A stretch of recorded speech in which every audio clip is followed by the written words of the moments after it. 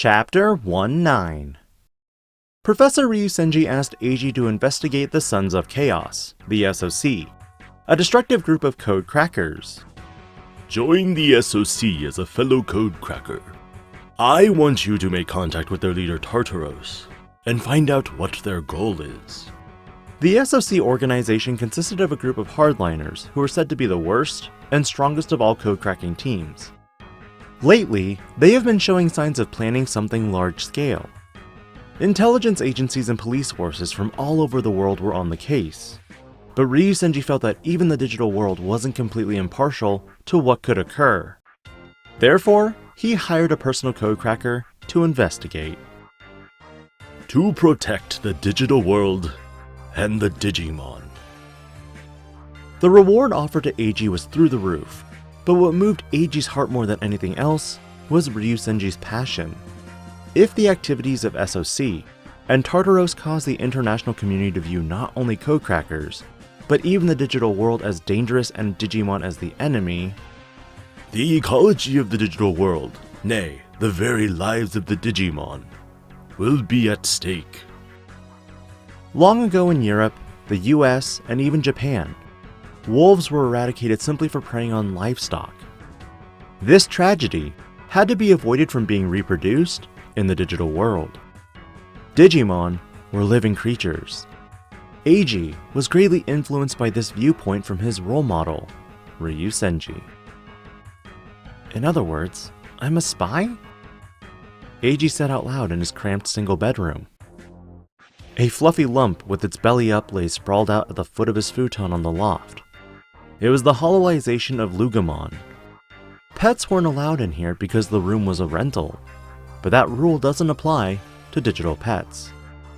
Listen up, Lugumon, Eiji said to the Digimon. We're gonna infiltrate SOC and find out who Tartaros really is. Don't let your guard down. He had never spoken with intent to a Digimon before. Lugumon continued to lay with his feet in the air, cocking his head like a dog. There were many opinions on how well Digimon understood human language, but we'll be dealing with the SOC after all. Those guys are hardcore code crackers, and really scary to boot. My ordinary Tyrannomon wouldn't stand a chance. You, on the other hand, would be a rare find for them, even if you're still a child level. Eiji was going to sell himself as Cracker Fang. Everything would start from there. He stretched out a hand to stroke the jewel on Lugumon's forehead. Of course, he couldn't actually touch it, but the moment his fingers went there, Lugumon growled and bared his teeth. Oh, you don't like that, huh? Sorry. Now that I think about it, I once had a dog that got mad whenever I tried to pet it. The dog had been cuddly to his parents, but only behaved that way towards Eiji for some reason. The alarm went off. It was time to get to work. Let's go, Lugumon. He undid the hololization, returning Lugumon to the Digimon Linker screen. Attaching a voice chat intercom over his ear, Eiji leaned against the loft wall and opened the Digimon Linker menu. A virtual monitor projected on the heads-up screen. This was another application of hololization technology. Once Eiji connected the virtual monitor to the network, he logged into Grimm. Joining the SOC itself was not difficult. Once you obtained an invitational code from Grimm's member registration page, you could come and go from the SOC's private channel as a part-timer. Eiji had applied to the SOC in advance and secured an appointment. The SOC deals with government agencies, the military, police, and global corporations. That sort of bunch. The level of code cracker skills that we look for is quite high, to say the least. What's more, it's risky. A senior member of SOC was speaking with Eiji via voice chat. It was an online interview. So, it's easy to apply, but if you don't have the code cracker skills, you're turned away, Eiji mused. You have what it takes, newbie? The name's Fang. Yeah, Cracker Fang.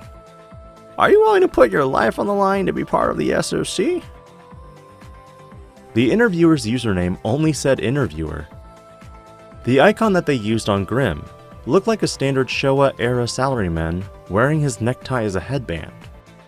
His voice, however, sounded like a section chief or something. It was the voice of an older gentleman.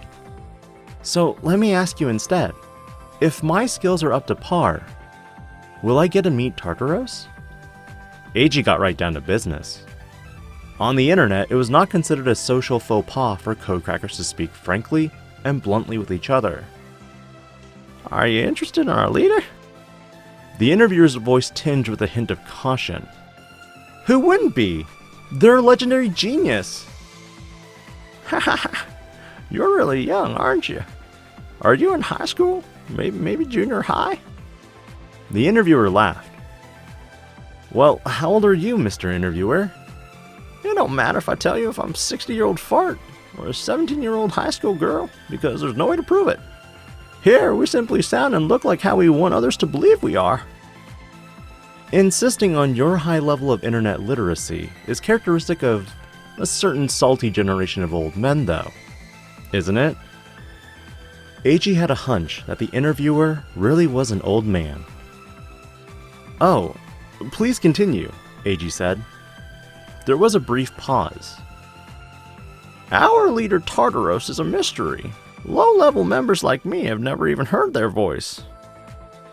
A mystery, huh? So that was how the organization wanted to spin it. If you're the genius codecracker you think you are, and you have a good track record, one of the executives will get in touch with you, without you even needing to go looking. If you get access to the executive's chat room, maybe you'll get to talk to Tartaros. It looked like it was going to take a while. The only way to get in touch with Tartaros would be to participate in SOC's activities and make a name for himself. The organization was a meritocracy.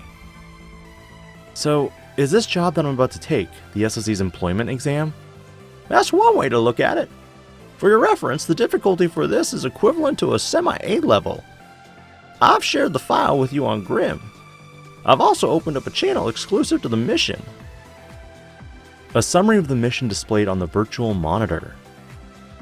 The name of the mission can be, whatever you choose. Wolf at the back gate strategy, Eiji requested. Why that? Just the first thing that came to mind. There was no real meaning behind it. If there were to be meaning assigned, it would be because it was his wolf, Lugumon's first battle. It signified that Eiji made up his mind as a codecracker to do something that had no turning back. A wolf at the back gate? Very well. The interviewer said. That's kinda long though, so we'll just call it Operation Wolf. That's too short. Are you really sure about going for a semi-A? In 9 out of 10 cases, you'll lose your precious Digimon. Needless to say, we do not insure or provide compensation for their loss. I got you, Eiji said. Prepare a welcome party. Welcome party? For what? To celebrate me as a new SOC executive. Big words, but it was not a foolhardy move on Eiji's part. He had something special in store.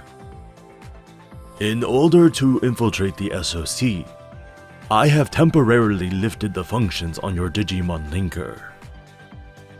For this job, the reliable Ryusenji had provided Eiji with the means to improve his codecracker skills, in one fell swoop. It was the results of D4's research, the very thing that would push him past the constraints. I'll go see it. I can see the world the way that the elite see it. This Digimon linker and Lugumon that Professor Ryusenji gave me will make that possible.